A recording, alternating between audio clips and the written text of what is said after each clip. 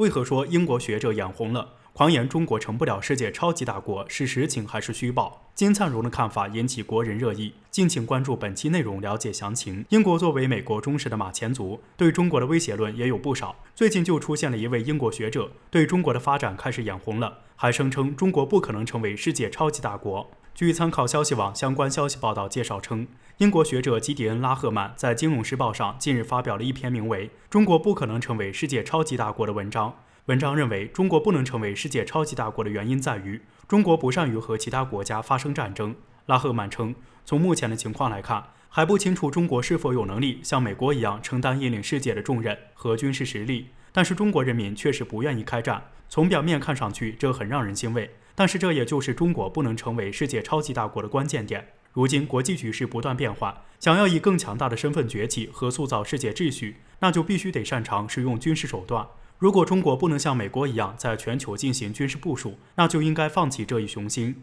有相关分析人士认为，英国学者之所以有这样的说法，完全就是嫉妒和眼红中国的发展。中国从来都没有向国际社会表示过有所谓的称霸世界的野心，也无异于和美国争夺全球霸主的地位。中国一直都在寻找新的自己，不断的挑战自我，往一个新的方向发展，目的就是为了能让中国人民过上更加幸福稳定的生活。但是西方帝国主义国家却从来没有停止过对中国的各种抹黑诽谤，所谓的中国威胁论也是源源不断。不过东方巨龙前进的脚步从未因此而间断过，所以说中国必会成为世界超级大国，但并不是地方帝国所谓的那种世界超级大国。对此，我国国际关系专家金灿荣也做出了点评。他认为英国学者以及这样的说法完全就是西方主义论调。随着中国的发展，有不少国家提出了中国对世界各国有个威胁，其实这只是他们内心的自我主义在作祟。中国必然成为世界超级大国，但是中国作为新世界的超级大国，必定不是英国所说的那样用枪杆子去解决任何事。作为世界超级大国，应该是世界和平的捍卫者，为国际社会做出榜样，而不会去想着用武力去压迫弱小国家。美军撤离已进入尾声，阿富汗开始筹备恢复基础设施建设，但不论是阿富汗政府还是塔利班组织，他们为何都希望中国能够介入呢？敬请关注本期内容，了解详情。随着美军的撤离，阿富汗逐渐开始筹备恢复基础设施建设。20年之久的战争促使这个国家经济落后太多，而美军的驻扎也给阿富汗人民带来了无法衡量的痛苦。美军一再声明是为了促进世界稳定局势，才打算从阿富汗开始撤军，但是其实大家都知道，高昂的军费支出成为了美国的一大经济负担，才支持美军从阿富汗开始撤离。美军完成90%以上的撤离以后，阿富汗政府和塔利班组织就接连向中国发出协助请求。此前，阿富汗政府就希望中国能协助阿富汗压制塔利班组织，帮助其更快地恢复稳定的局势。随后，塔利班也立即放出友好信号，称阿富汗在今后的发展中还需要中国的投资和帮助，希望中国企业能够在阿富汗有更多的投资项目，还称塔利班务必会保证中国投资者的安全。相关分析人士认为，如今阿富汗饱受战争的痛苦，所以想在美军撤离后尽快恢复基础设施的建设。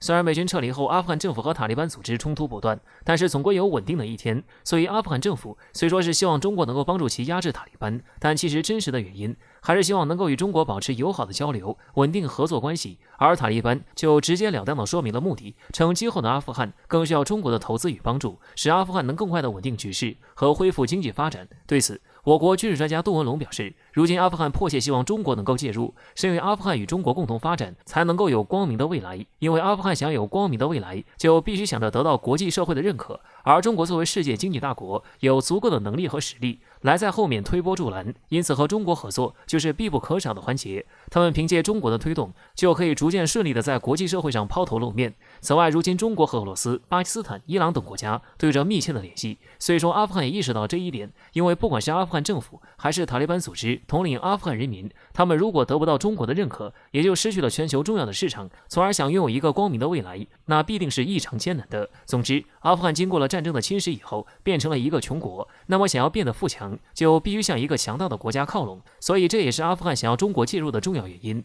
当然，这也只是阿富汗恢复稳定的一个前提。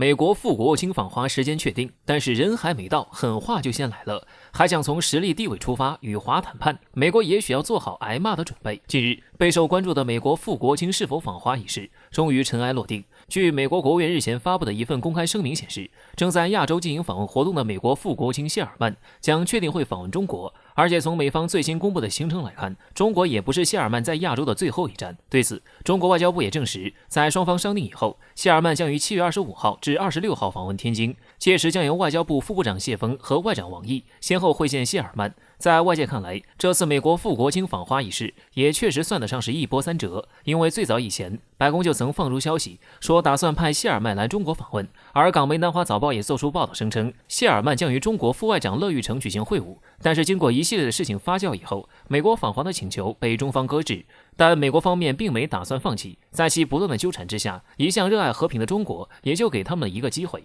同意就中美关系等问题进行谈话。不过让人万万没想到的是，本来是美方苦苦哀求我们要进行对话，然而现在他们人还没到，狠话居然先来了。美国务院发言人普莱斯在近日例行记者会上表示，谢尔曼作为美国副国务卿，将会从实力地位出发与中方进行会谈，并且还会与中国官员展开坦诚交流，同时也会教中国什么是负责且良性的竞争。相信大家看到这里都会觉得这场景有点似曾相识。美国继安克雷奇会晤以后，又再次发出了这种可笑的言论，他们竟然还想再一次从实力地位出发与中国谈判，可见美国根本还是没有任何变化，明明在有求于中国的情况下，却还是摆出一副居高临下的姿态，对此中国态度也发生了变化。针对美方的言论，中国外交部明确表示，在中美举行会谈时，将会向美国表明中美关系的坚定立场和维护中国利益的坚决态度，同时也会强烈要求美方停止干涉中国内政和损害中国利益。对此，有分析师认为，鉴于安克雷奇会晤上所发生的事情来看，中国这种外交措辞，用通俗易懂的话来说，那就是美国做好准备，等着挨中国骂吧。最后我们想说，尽管美国一直都想以居高临下的姿态与中国对话，但是现在时代不同，中国已经不是那个西方列强加一门炮就可以欺负的旧中国。如果在上一次的对话中，美国还没有认识到这一点，那中国应该也不介意再次给其上一课，让他们彻底明白，中国人永远不吃美国那一套。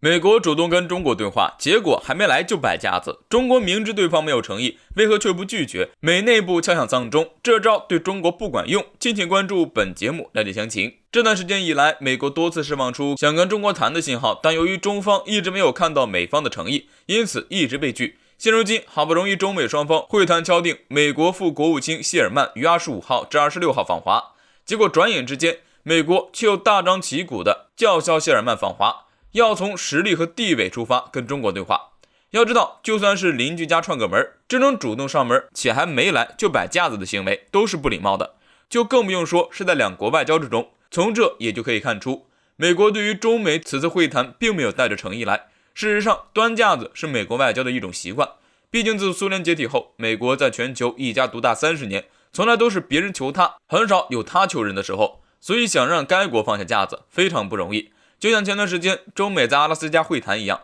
期间美方一副居高临下的模样跟中方对话，就是放不下所谓的霸主颜面，尽管最后被中方狠狠怒对了一番，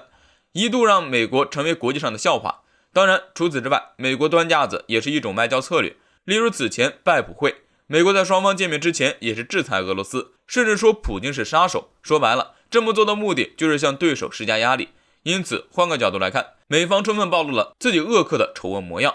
既然如此，为什么中国不干脆拒绝？在分析看来有2点。第一，中美会谈已经敲定了，双方也都对外正式宣布了，就算是出于外交理解，中国也不可能再反悔。哪怕是美国表现得再嚣张跋扈无理取闹，对于中国来说也不能学习美国那一套说话不算数的做法，中国必须要维护自己的国际形象。第二，从对等的角度来看，这次谢尔曼访问天津，变相也是对此前中美阿拉斯加战略对话的回应。所谓有来有往，对等平衡也是国家外交的基本理解之一。尽管没有谈出个好结果，但不管怎么说，是美国邀请中国去的。再者，一个如此高傲的国家，如今自贬身价，很可能背后存在什么阴谋，例如故意放出主动寻求与中国接触的消息，其实想在舆论上造势，给中国施加压力。倘若中国真的着了美国的道，届时美国很可能将中美关系恶化的责任甩给中国，对外表示是中国不跟美国接触，不是美国，中美关系恶化都是中国的责任。所以仅从这个角度，中国也必须答应这次中美会谈，